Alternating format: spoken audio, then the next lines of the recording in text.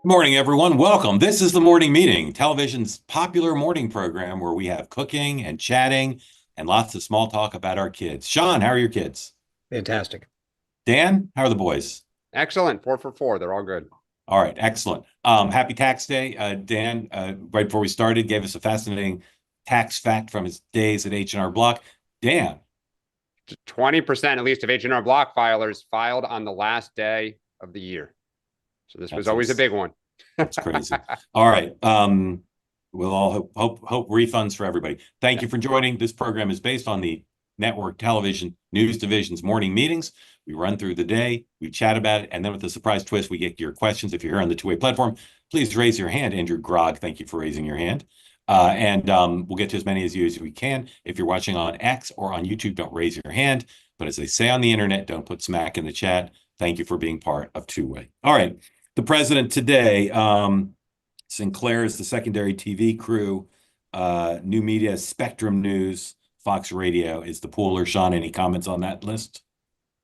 No, although Spectrum is interesting, it's I think they're stretching on some of these new media. I would say I think they might want to use the phrase non-WHCA media. Yeah, good point. They're not new. They've been around a while. All right. The president today is having lunch with the vice president at 12:30, closed press, signs executive orders at 2:30, also closed press as of now. Then he participates in the commander-in-chief trophy presentation to the Navy midshipmen. Sean, you going to that? I will be there. All right, excellent. We'll expect a live report or at least a summary tomorrow. And then the White House Press Secretary Caroline Leavitt, Sean's successor, briefs at 1 o'clock. Vice President, again, don't know what he's doing today. Hopefully not dropping any more trophies besides having lunch with the president. Congress remains in recess. Thanks to our friends at C-SPAN, we know that at 12:45, Senator Charles Grassley is having a town hall in Lee County, Iowa, that you can watch live on C-SPAN. Recommend. 5 p.m., Hakeem Jeffries is speaking in Brooklyn about Social Security. But the big event on the Democratic side is also at around 5 p.m. Eastern Time, or maybe that's 5 p.m. Central. I'm a little confused because I've seen it reported both ways. But at either 5 or 6 Eastern, Joe Biden is delivering a keynote speech at a conference hosted by advocates, counselors, and representatives for the disabled in Chicago. His first major public remarks since the election. We'll talk about that in a moment. Chairman Xi, Premier Xi, continues his tour around Asia. 4 o'clock today, the judge holds a hearing on Kilmar Abrego Garcia, the case that has become front and center as symbolically and for many people, critics of the administration, substantively about the administration's deportation policy. All right, Trump and China. Big story in the New York Times today by David Sanger, basically saying in David Sanger's polite way, the administration has no tactics or strategy about how to deal with China. We saw some developments today on Boeing. Forward, please. Boeing the Chinese told its airlines to stop buying Boeing jets. That's obviously a pretty big retaliatory strike. Boeing, one of the great American companies that sells a fair amount to China. Sean, what do you make of David Sanger's critique that it does not appear the administration has a China policy plan to deal with the fallout from the tariffs and the long-term goals America has with China? Well, if you believe Secretary Bessent last week, this was the plan. So I think they're going to have to start showing people a little bit more evidence as to what the plan of, obviously, if you thought this was the plan, you had to have thought they would retaliate. So I think they're going to owe a little bit more explanation soon, because people are really going to feel it. The Chinese know how to put the screws on like no one else. So, you know, the Boeing thing is obviously an intentional hit. They'll do a lot more. They'll stop showing U.S. movies in China. They'll do all that kind of stuff, and in the hope that U.S. industries start going after the White House. So I think we'll see what happens, but they're going to need to respond to this sooner rather than later because these are some big CEOs that are going to have a problem. Dan, what do you make of the critique of David Sanger that they seem to be making it up as they go along with China? I agree. I actually think they switched to China very fast to kind of try to override the announcement that they were doing the 90-day pause. I mean, it's like if you're going to kind of go a little bit to defense, jump in on offense on the other side, because they're always projecting strength and toughness look, there's also stories not only about Boeing, but there are several other companies. And I've always thought this, Axios wrote this morning, Trump hates the headlines about exemptions that he gave and then kind of didn't give and then supposedly is giving but taking away in 2 months to Apple and others. The problem is it's real lives of real people. Like we can all laugh about the iPhone or video games, but whether it's selling airplanes to Chinese or Caterpillar, backhoes in China, like the reality is our companies do a lot of business outside of our borders. We are 4% of the world's population. And so I go back to whether it's China or everything else, I don't really think they have a plan for long-term trench warfare against either the rest of the world or China. They want people to fold quickly. And when they don't, it's a problem. And now they're looking for all these, exemptions. Are we going to subsidize the farmers again for $30 billion? Yes. What? Yeah. Yes, well, we are. Well, yes, then what about every other industry that's going to start taking it on the chin? They don't grow our food. Okay, so you're going to tell the steel workers in Pennsylvania, tough No, we guys. we might give them some money too. Okay, so now let's keep going. What about the folks in North Carolina? No, Textile work. no money for them. Great. There's a Senate race down there. Tom Tillis will be very happy to. I mean, this is the problem. They're making it up as they go. And you can't buy everybody off. The criticism from the establishment, and I put David Sanger in that list. Wonderful man, but member of the establishment. Yeah. It continues to be critical, not just of the China focus, but of the damage that they believe the tariffs are doing. Rich Larry has an op-ed piece today saying the American economy was the envy of the world. Why is the president ruining it? Phil Graham has an op-ed in the Wall Street Journal today. These voices remain very loud in the establishment, quietly whispered in Congress amongst Republicans, shouted from the rooftops from Wall Street and lots of CEOs.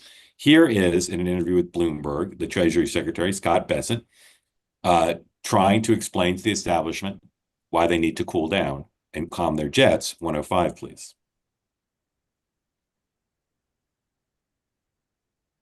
In your old world, you would be that person with your ear. In your old world, you would be that person with your ear against the door trying to understand what policymakers were doing so then you could predict where financial markets would go. In this moment where we hear from top executives constantly, today it was the Goldman Sachs CEO, last week it was JB Diamond, and this uncertainty, especially around tariff policy, what advice would you be giving to your old self? To look at the whole policy because, again, not you, but others in the media can pick one factor. So right now it's tariff, but we have you mentioned we have tax coming up. We have deregulation. So it's a the leg stool, and I would try to think about what's happening. The tariff sequencing was always going to be first.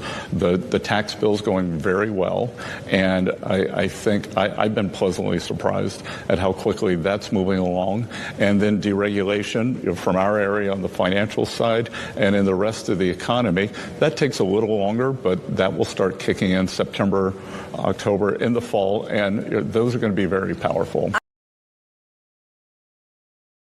Bilateral deals first with UK and some Asian countries. Do you think that his elevation now and his speaking out in the way we saw in that clip is enough to calm the horses to get them through the next few weeks till they can start announcing some bilateral deals, or it's still a crisis? I think the point that he's making there, which is something that Kevin Hassett is echoing as well, is that there's this holistic approach, right? Hey, you guys, the tariffs might, theoretically raise you $1, but the taxes will cut you $1. The deregulation will save you another $1. Net, you'll be better off. So they're trying to make it look at the whole environment in which you're going to be doing business. I think if there was certainty, Dan talks about that all the time, that the problem is for a lot of these guys, they're like, I'm not sure I can bank on that.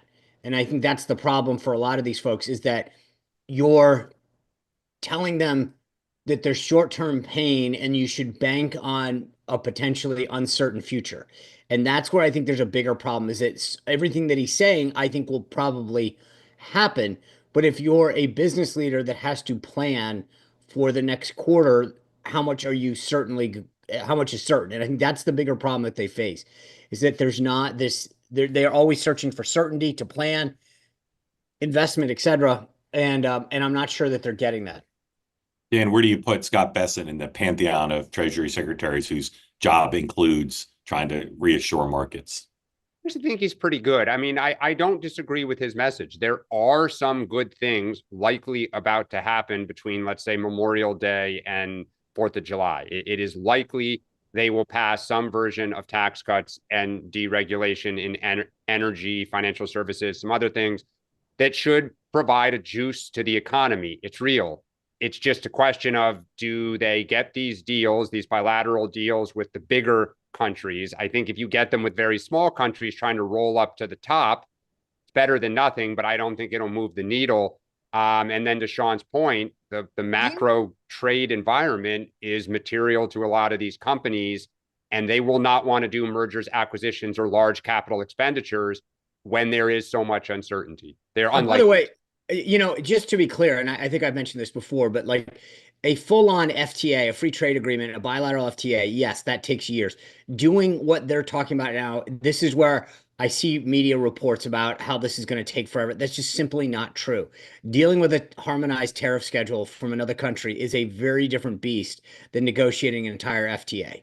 So there is a... Well, but you anticipate these deals will deal with non-tariff barriers or not?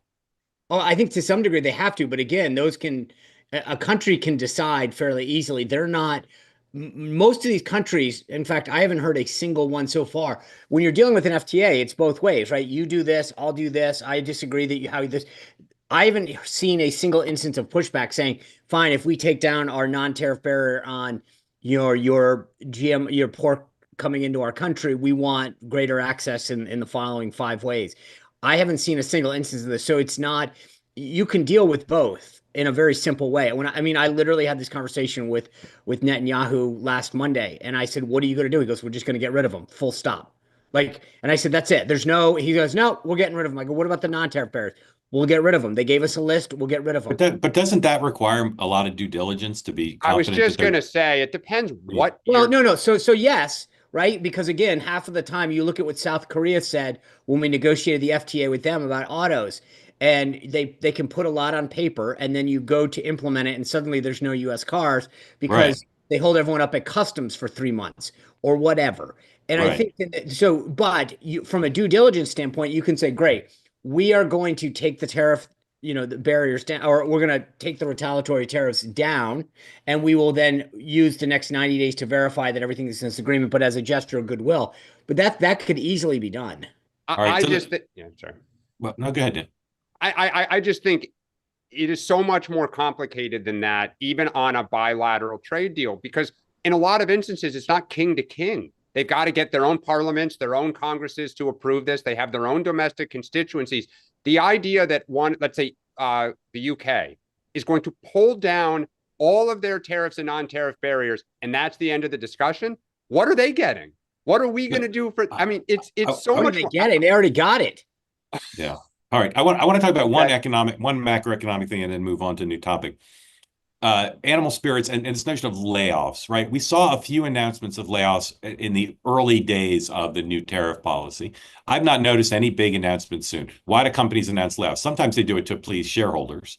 Sometimes they do it because they actually think the economy's not going to warrant keeping the payroll the way it is. Do either of you anticipate more announcements of major layoffs in the coming weeks, or has that somehow been tamped down by whatever dynamics? I think it's largely been tamped down. I mean, look, it's a big deal to go through layoffs, because if things turn around quickly, then you got to try to rehire people, and that's a problem.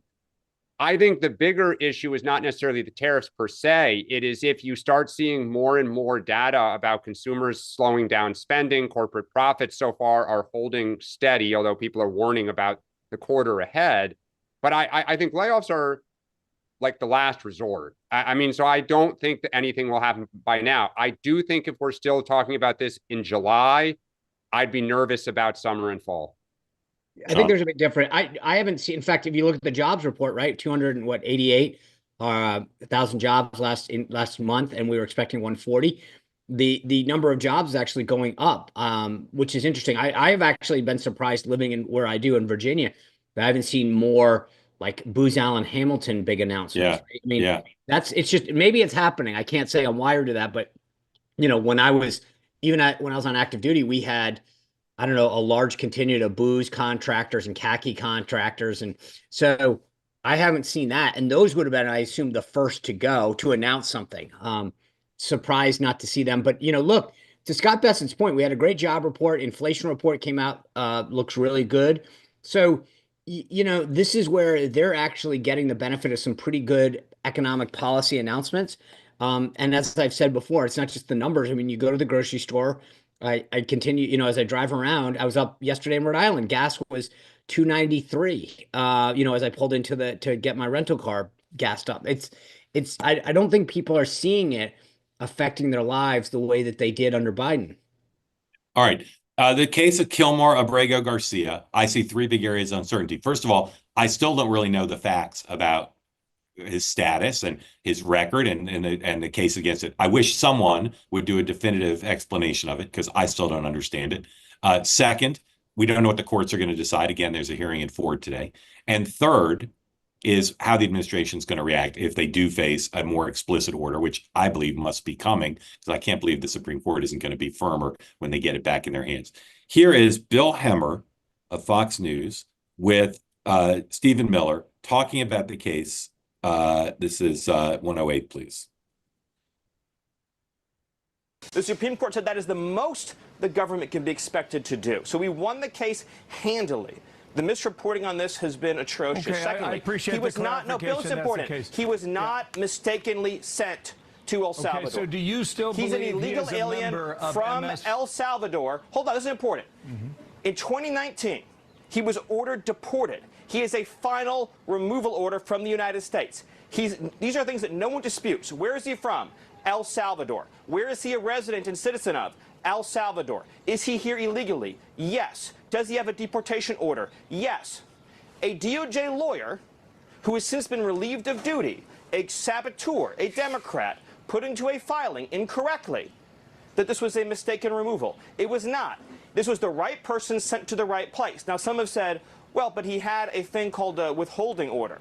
So a withholding order means you've been ordered deported, but an immigration judge is saying you cannot go back to a particular country. Here's the thing. If you are a member of a foreign terrorist organization, you cannot have a withholding order. Since he's in MS-13, there is no withholding order. Furthermore, the gang that he is accused of being persecuted by doesn't exist anymore in El Salvador. The 18th Street gang is gone. So you have an illegal alien from El Salvador. Bill, where are we supposed to send the illegal alien from El Salvador? You haven't even to what allowed me country? to ask you a question. Are you convinced he is still a member of MS-13? That was your original charge. Yes. Not only, but here's the thing, Bill. Yes, but here, not only am I convinced of it, not only is El Salvador convinced of it, Bill, he's an illegal alien from El Salvador with the deportation order. So his only options in life, Bill, his only options in life are to be deported to El Salvador or to be deported to some other country.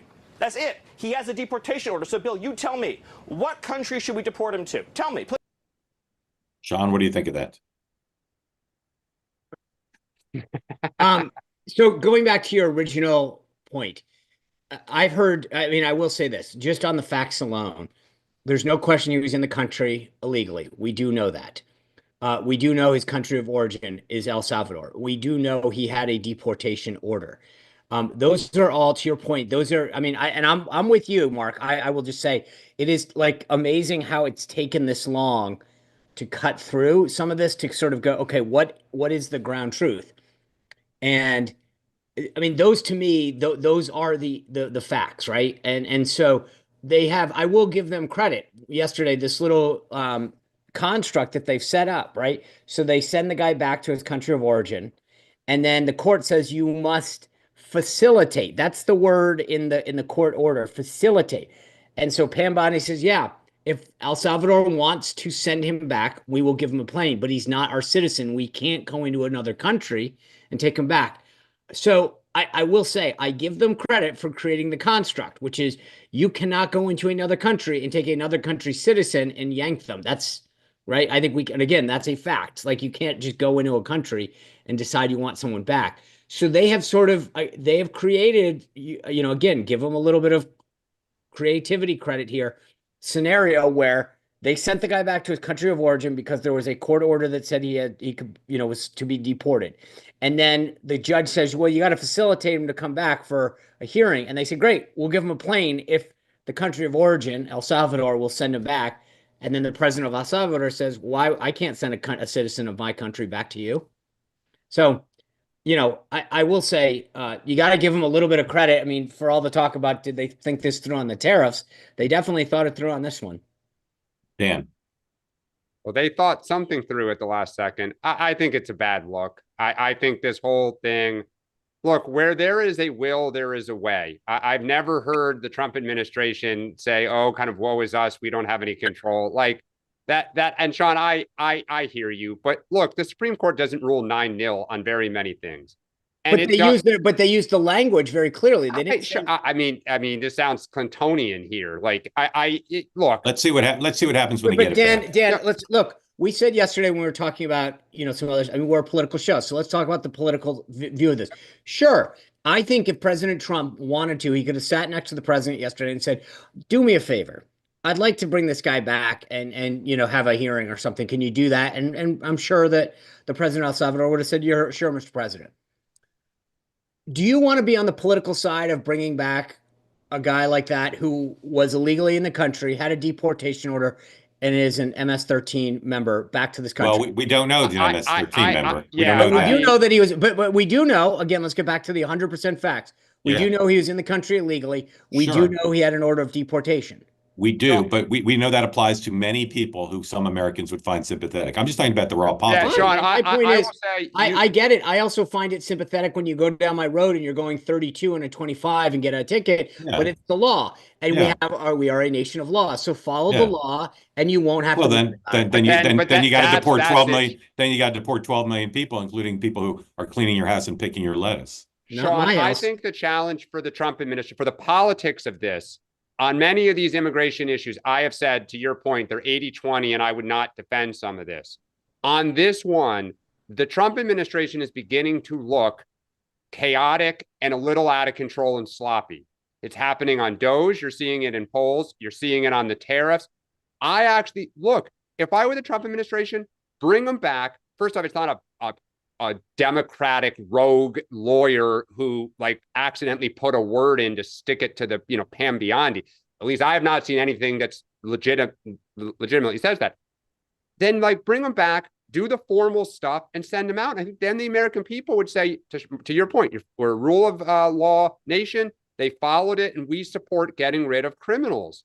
Yeah. Instead, you're digging. This is like signal. You're just digging in and just saying, we didn't do anything wrong. We didn't do anything wrong. The base loves it, but I think moderates, the people who decide elections, cringe. All right, a few more topics, and we want to get your questions and comments. Can I just make a quick counter to that, Dan? Of course. Here's what I would worry about. I think in some ways you play that game, but you roll the dice when you do that. You bring them back, and you've seen some of these district courts, Rhode Island and Oregon, rule, and so you go, gosh, if we want to do this to make a show of it, then great. We'll bring the guy back and we'll deport it. And then some district judge rules that technically under their whatever, and you go through the whole legal process. And I'm being serious in this. Yep. In the process of that man does something bad. Do you want to be the guy that did that? Because I don't. Be the greatest gift to your party. If I would never want to put another American through that just to prove a political point. I'm violating my rule to never predict judges, justices, or juries. I think the Supreme Court's going to order the White House to bring him back. And then it's going to be very interesting. All right. Quickly on the last few topics. Joe Biden's giving the speech this afternoon, full coverage on two-way tonight. Dan, what's the best and worst case of what Biden can do with this speech for the party? I think the best case is he gets through it and doesn't have any kind of senior moments or look or sound old.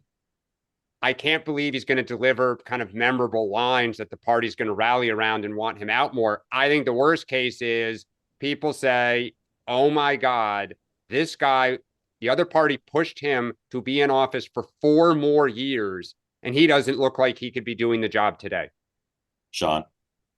The best case scenario is that every network in America takes this live. All right. Do you think predict now? Do you think MSNBC and CNN will take it?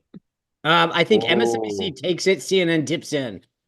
I wouldn't be surprised, by the way, if Fox does and not maybe take it, but because to Dan's point, I'm telling you, can I just, one other thing real quick. Who is the genius that scheduled this thing? What is it, 5:30 they're doing this?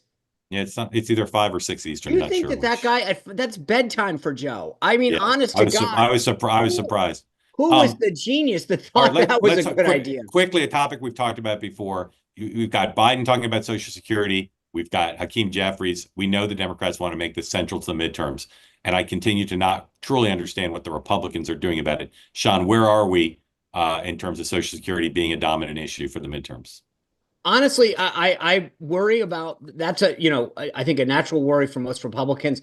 I'm somewhat shocked at how little Democrats have put behind this. I've not AOC and Bernie haven't broken through. I don't see a coordinated effort on this. Dan, I mean, I'd be surprised. Do you disagree with that? No, I think it will not be the issue. It will be part of the issue bucket that, depending on what happens here, they're going to try to talk about chaos. They're just going to say he needs a check.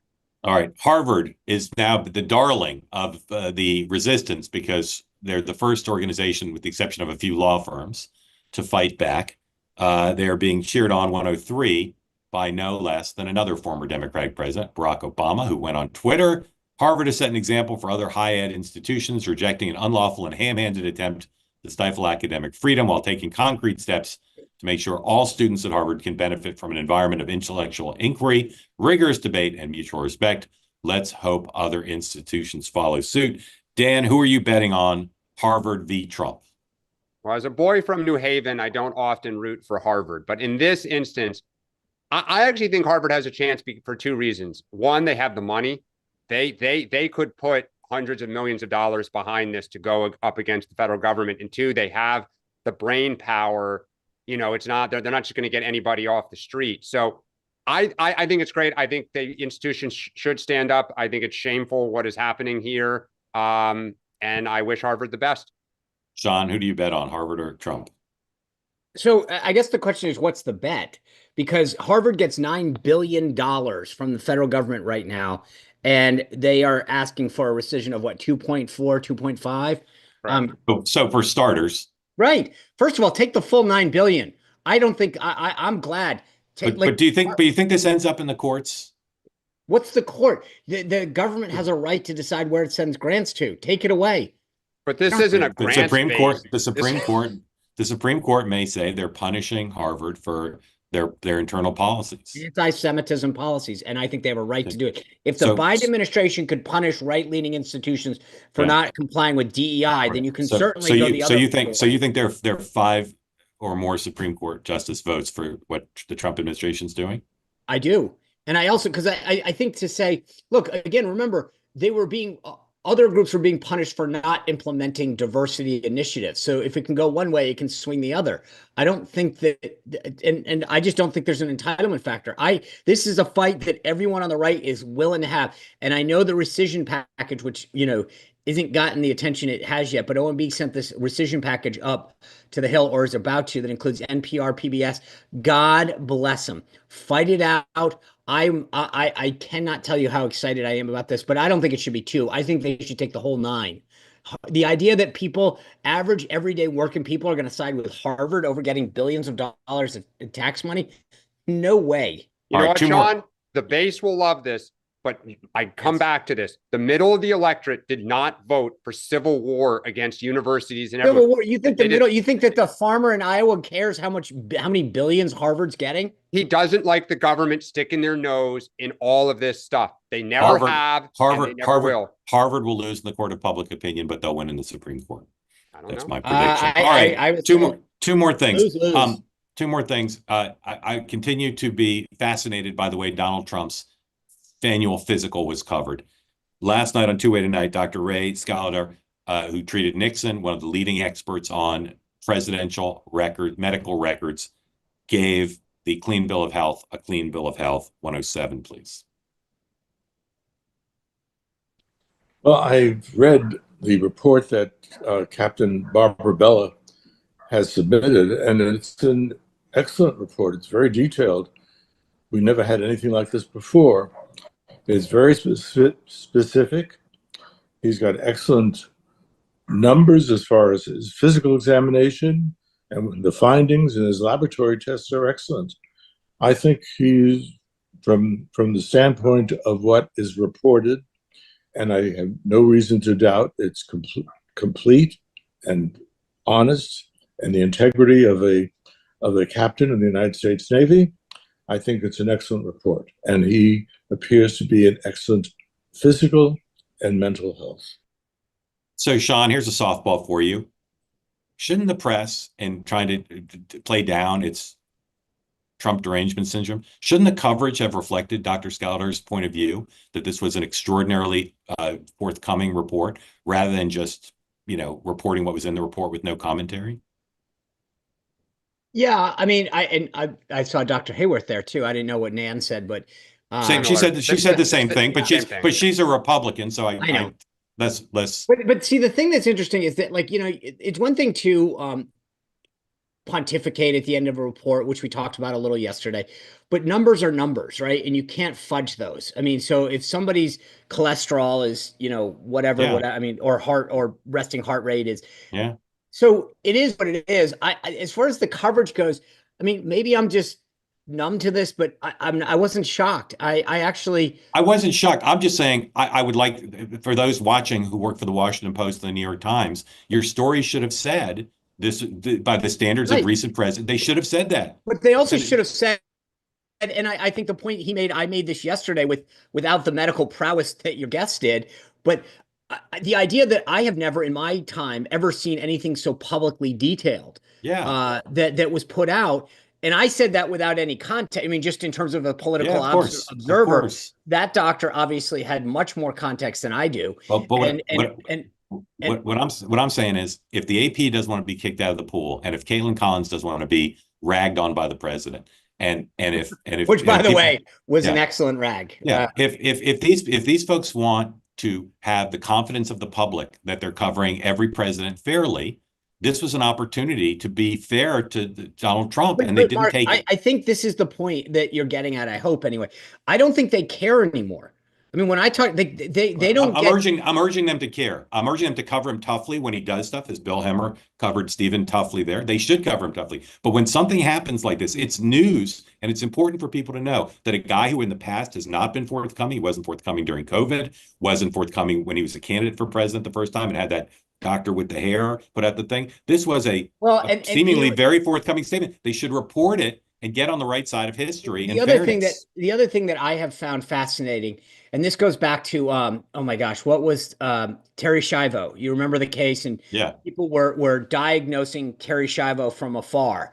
And we talked about it way back then when it was like, it was irresponsible for people to try to make medical diagnoses without anything. And yesterday, was it Saturday? What's her name? Abby Phillip from CNN is talking about President Trump clearly has mental issues that are obvious to anybody. And I'm like, here you actually have data from a doctor, from a hospital, and yet you chose not to cover it. And yet the speculative nature of what you do cover, and you covered up for Biden, and then you speculate on Trump. And when you do get a chance to actually look at real data from a real doctor, from a real hospital, you say nothing. That's my point, Dan.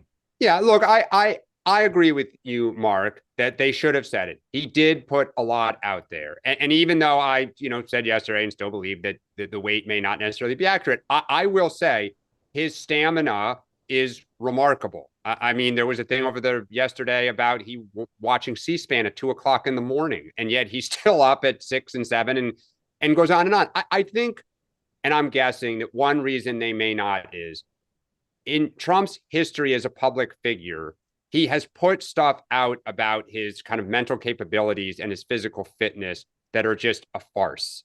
And that can go in, and that should go in the story too. And so I think then, to Sean's point, that is why the media kind of moves on and didn't give it. But Mark, you make a very good point. They did put it out for a guy who's often accused of hiding the ball. They put it out, and people should have said that, particularly after Biden. And particularly after Biden, to set an example, to say we can't have presidents of whatever age hiding the facts of their mental and physical health.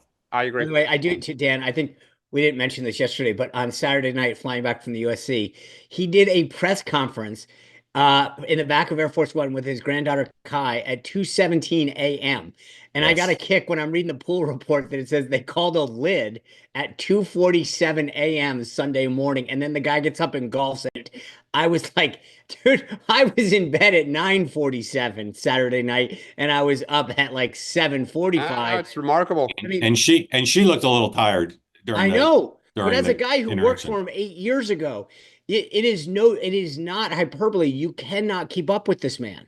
Yeah. Andrew, welcome in. Thank you for joining. Tell folks who don't know where you are and what's on your mind. Good morning, everybody. Love the show. I'm in north of Baltimore, so in a little town north of Baltimore. Dundalk. No, not quite Dundalk. I do. I'm a pharmacist, so I do float down to Dundalk sometimes. But no, I'm glad you know about Dundalk. You're familiar with the smell of Dundalk. Well, I'll just leave it at that. I'm aware of it. Yeah. Welcome in, Yeah. Andrew. Thanks for joining. First thing is, I love your guys' commentary about 2028 prognostication. And being from Maryland, I know I've seen Wes Moore's name floated a bit. This one's for Dan. What do you guys think about his future? I know what I think about his future, and I think it doesn't look great from how it looks here in the state of Maryland. But Dan, what do you think about him in terms of 2028 prospects? And does he have a future as a presidential or a vice presidential candidate? Yeah, yes, he does. And I heard from so many people Friday after our show on within the party, advocating for certain people and against things that I said. He does. He's young. He is a person of color. He is charismatic. I think he's got some issues in his biography that kind of came up a little bit that he's going to have to address probably more. And I think, too, Maryland's a very progressive state. And so the theory of the case that he'll put forward, I'll be curious about. But I absolutely think he will be a candidate that will be talked about. He may run.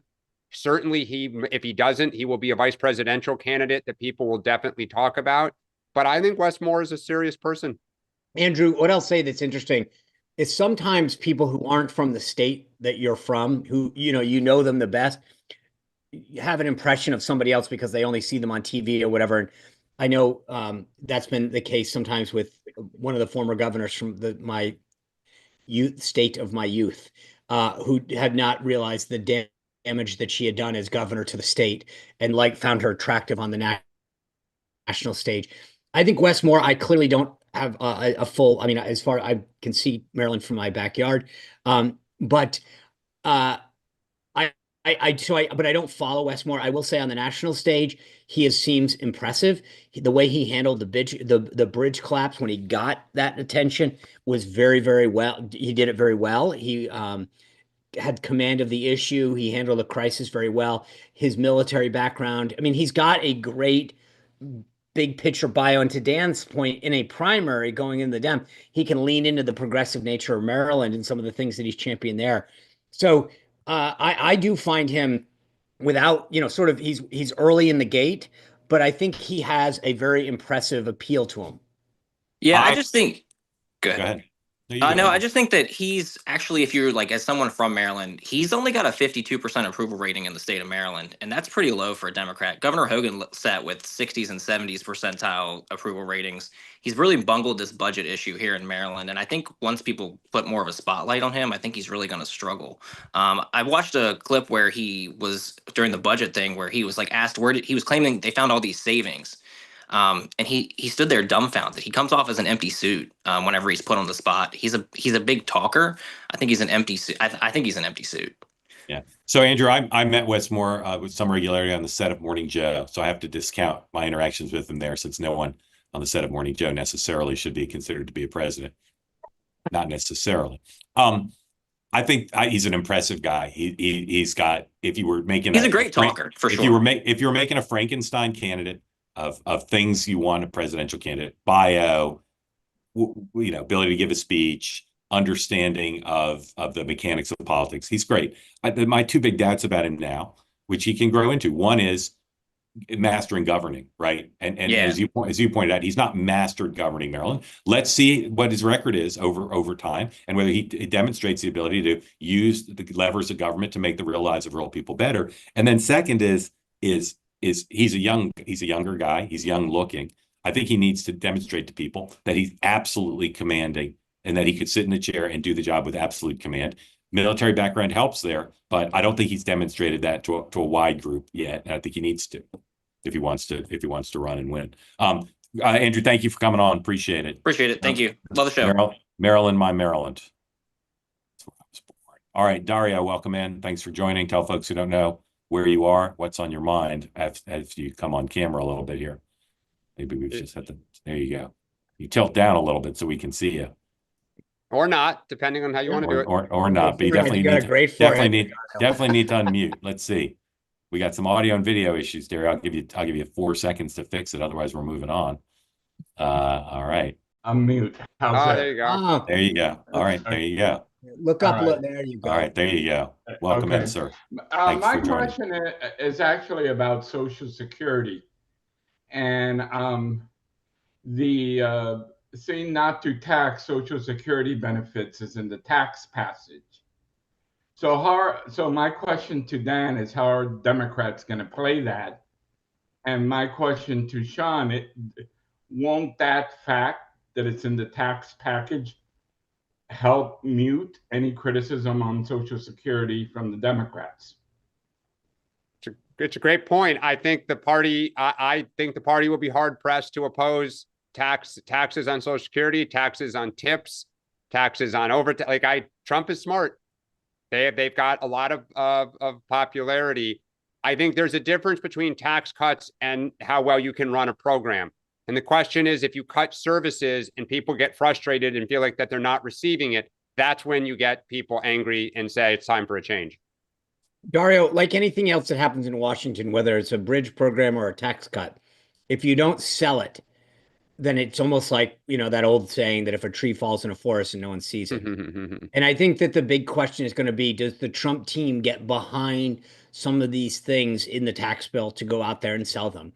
And that goes, and frankly, I think just because you do one doesn't mean you can't get attacked on the other. So, to Dan's point, I think you could pass a no tax on Social Security, and then the Democrats could still say that you're dismantling the program.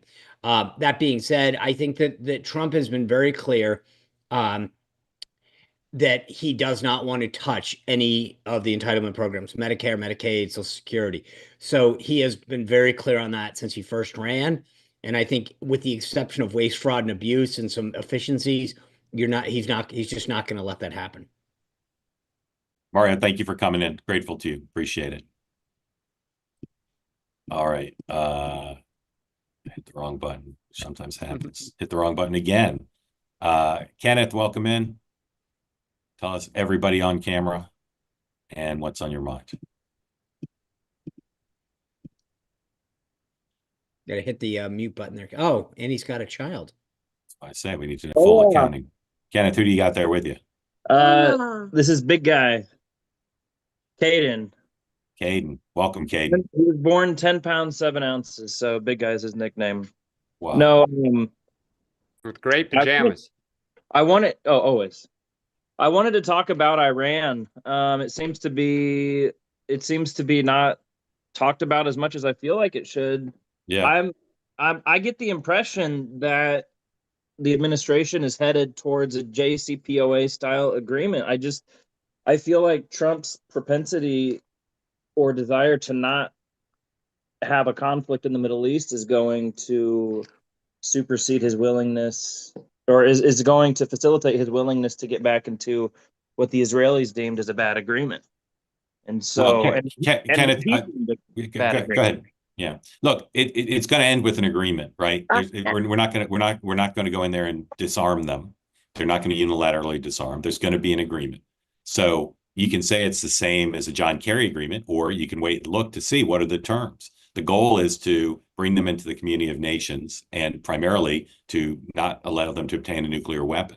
And so, unless you think espionage and sanctions can stop them, which hasn't worked, I think you have to be for an agreement. You just have to be for an agreement that's enforceable and effective, right? Well, I think military action could stop them, but my thought is that, obviously that can escalate in a big way. And I don't think that Iran, I feel like the dynamic is such that Iran every Pentagon and every Israeli military has presented the last 10 leaders or so with options for trying to take out their nuclear program through military strike. And they've all rejected the options, even though Iran has moved inexorably towards the capacity to have a nuclear weapon. So it's great to not take it off the table, and it's great to ask the defense planners to continue to present options, but no one's come up with an option that anybody thinks is worth executing, which is why this president, who wants peace and doesn't want Iran to have nuclear weapons and would like to bring Iran into the community of nations, the same goals of every previous president who's dealt with this since the 80s, is trying to see if Witkoff can do a deal. Sean. There is a fundamental problem in the equation here. Iran chants death to America. And if you think that you can trust them for any deal, and I'm not you, Kenneth, but anyone, you're nuts. These people hate us. They want to destroy us. They want to kill us. And they gladly took the money that Barack Obama and Joe Biden sent over there and then continue to enrich uranium in advance of a nuclear weapon. They can't be trusted. And I think the president was right to get out of the agreement from the first place. They won't agree to certain oversight and sanctions.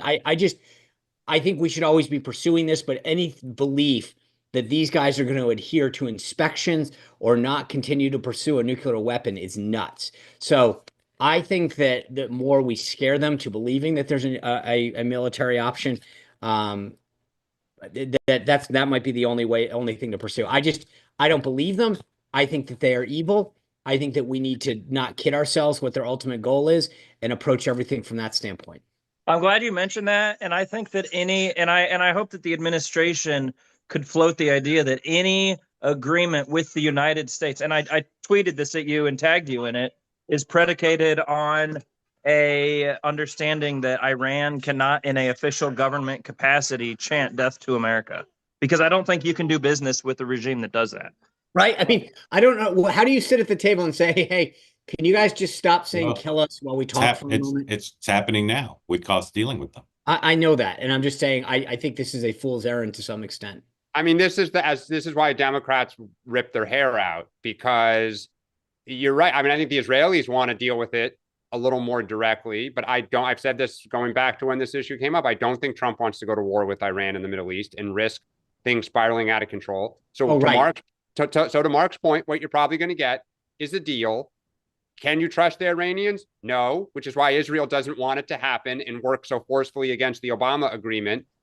And I think Trump didn't do anything in his first term on this, and I don't think he's going to really do anything in his second term on this. He'll try to get a deal, but none of us on here would ever trust Iran to actually dismantle their nuclear program, ever. But at least get a condition that they stop chanting death to America. I mean, you can't stop the mullahs on the street. Sticks and stones, Kenneth. I don't, and to be honest with you, I'm less concerned about what they chant and what they think. Yeah. It's almost like people taking pronouns out of their bio. I'd rather have them in there to know exactly what their real goal is.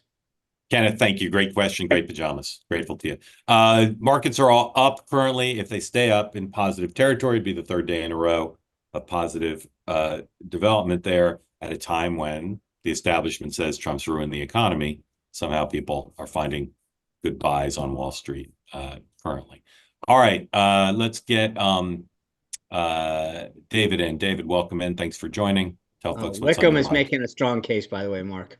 All right. Ooh, the 2000s Masters. We'll bring Wickham in as well. Hey. David first, then Wickham. Go ahead, guys, back to back. Hey, how you doing? I was just about this guy from El Salvador. You had a deportation order in 2019. So he's been illegal, if my math is right, for 6 years. This country is just completely screwed up. If a guy that does not belong here has a 9-0 Supreme Court decision in his favor, I don't get it. I really don't. Yeah, that's a fair position. I'd say you speak for tens of millions. At least probably Stephen Miller. Yeah. I think Wickham wants to talk about immigration too. So Wickham, floor is yours, and then Dan and Sean will respond. Well, thank you very much. Can you hear me? Yes, sir. Okay, very good. I have two questions about deportations. The first is I'm looking at all of the pushback for me, it started with a David French op-ed in the New York Times a week ago Sunday for due process and handling of cases. And I have a completely unscientific estimate that we're looking at maybe 5% of the immigrants who have come being deported. And if that's 20 million, that would be 1 million deportations, which of course you could brag about. And if it's 10 million, it's to be 500,000. You could brag about that too, but it would still leave somewhere between 10 and 20 million immigrants here. And I want to know what you think about the over under on that. And then I have a second question. Well, ask your second question. We're all going to take the over, but ask your second question. Overall, you're going to take how much? Well, okay. The second question is this. If that's right, if we still have 10 to 20 million immigrants in the country, they're neither fish nor fowl. They're persons in the meaning of the Constitution, so they have constitutional rights. They're not citizens, so they can't vote. And I'm seeing some commenters, syndicated commenters, talking about, well, maybe they shouldn't be participating in this or that program, and we do that with the H-2B visas anyway. So I'm wondering if you think we could ever get to the point that we start to codify what non-citizens' rights are in this country, in the same sense that I think the Europeans, and I haven't researched this very much, but in the same sense that the Europeans had these guest worker programs. Could you ever imagine us trying to codify the status of these non-citizens? Sean and then Dan on everything both gentlemen asked about. I mean, I firmly believe that the left's goal is to let in as many people as possible in an attempt to create a new batch of citizens. I mean, it's you cannot explain it in any other rational way than allowing people to come in through the southern border, giving them all of the rights, the social security numbers, everything, if your ultimate goal isn't to do that when you do have a legal and lawful process otherwise. It just defies logic that there'd be any other goal than that. So I think left to their own devices, the Democratic Party, if they gained a trifecta of power again, would unequivocally do that. For that reason, Wickham, I am a firm believer that one of the biggest things that we on the right need to do while we hold the White House and both houses of Congress is exactly the opposite of kind of what you're saying, which is make it very clear what the laws are, strengthen immigration laws, deportations, judges, codify H-1Bs and other visa restrictions, so that we don't fall into this problem. Because I think that the other side is a strong believer in what they will do. And if we don't create and frankly, what the court pushes back over and over again is, I get it, but the law says, so we need to take advantage of these guaranteed 18 plus months right now and codify a lot of these issues in law. Well, that sounds exactly like what I was asking. Yeah. We could do something like that. But I think the opposite, instead of saying what rights they have, I would say make it clear kind of the opposite. Ah, okay. Well, I think this stuff is codified. People just don't like what it says. I disagree with Sean. I don't think the left would turn around and, open the spigot again. It was a complete disaster. We paid a huge price. And I would actually say the majority of the party did not support that. There were just segments of the base that thought that, people should come in and we're a nation of immigrants and they felt bad for these people and on and on and on. But that was a huge mistake. And so I think now the question is what you guys are all saying. Reforms need to be codified. They need to be put through Congress. They need to be put on the books. And I think it's actually an opening for a Democrat to potentially try to do this when they run in the future. Yeah, like a Sister Soldier moment. Yeah, but the funny thing is what was it? One of them, Jasmine Crockett, or one of them last week, talking about the fact that people should be able to come into the country as they want. We shouldn't have these restrictions. I mean, I get Jasmine Crockett does not speak for the whole party. No, I was actually about to say that. I don't, but I think there's your point, Dan, is that it's a very loud and active aspect of the base that does believe that. Yeah. Okay. And by the way, they thought it would win them the Latino vote, and that didn't work out very well, did it? Dave and Wickham, thank you both for joining. Appreciate it. Thank you. All right. I want to talk about some upcoming programming here on Two Way, but first, Sean, tell folks what you have tonight, please. Tonight, we're doing a section. Talk about immigration. I've got the acting head of the Border Patrol and the deputy border czar from the White House. We're going to go through all of this stuff, this case, what progress we're making, what reforms we should be making on immigration. But so if you thought this conversation was interesting, we're going through it with the acting head of the Border Patrol and the Deputy White House Border Czar. All right, excellent. Joining us now, Michael Moynihan, our colleague at Two-Way. Michael, good morning. How's it going, guys? I matched my Excellent. pocket square just for you. Good job. Yeah, I mean, look, when I do the show tonight, I'll not be wearing my MG t-shirt, but that's just a morning thing. Come on. Yeah. All right. So we've talked a little bit about Ukraine, but it's a huge topic, and Michael has on Moynihan Report today a great booking for a great discussion. Michael, tell folks what you have today. Yeah, I mean, with the attack on Palm Sunday in Sumy that killed 36 people, I mean, there's a report this morning from Bloomberg that the administration is blocking a statement condemning Russia from the G7 countries. Yeah, and that on top of the fact that in the Bukele presser yesterday, Trump, but this is slightly wrong, by the way. People say that Trump said that Zelensky started the war. He did say that, but about 30 seconds before he said Putin started the war too. So it's kind of an interesting thing. And we're going to talk about that with Tim Mack. Tim is a fantastic journalist, was working for NPR when the war started in Ukraine, went over there to cover it and said, you know what, Substack is the future and I want to stay here and cover it. So he's been there ever since and has an incredible eye for what's going on there and great connections there. So he's going to give us an update of what's going on the ground in Ukraine at the moment. All right. So Michael and Tim Mack will be having this conversation like no other today. Special time. If you want to watch it live and participate, be able to ask questions, go to tway.tv and sign up to be part of the live coverage, 11:30 Eastern time this morning. Okay. So again, special time, 11:30 Eastern a.m. So an hour and a half. If you want to watch it live, go to tway.tv and sign up. If you want to watch the program, it'll be available on YouTube, on the Two-Way YouTube channel, starting at 7 p.m. tonight. So you can watch it live at 11:30, or you can watch the full interview in a non-two-way fashion at 7 p.m. Eastern time. Michael, thanks for joining. Best of luck with the interview. Look forward to it. Thanks so much. If you haven't sampled Michael's program yet, please do. Tonight, also 6 o'clock Eastern time, I'll be back with Two-Way tonight. Hopefully the Biden speech will, if not, it'll be over by then. If it's not over, we'll probably take it live. But we'll have full analysis of the Biden speech. The president's got photo ops today, lots moving around on tariffs, on deportations and China, and who knows what else. A full market update, bloody, yada, yada, yada. See you at 6 o'clock, and we'll be back tomorrow. Gentlemen, here's my question for you, which we didn't get to, which is this. Please put up number 109. Dan got some great kudos yesterday on Two-Way, announced his new partnership with us and being part of the Two-Way family.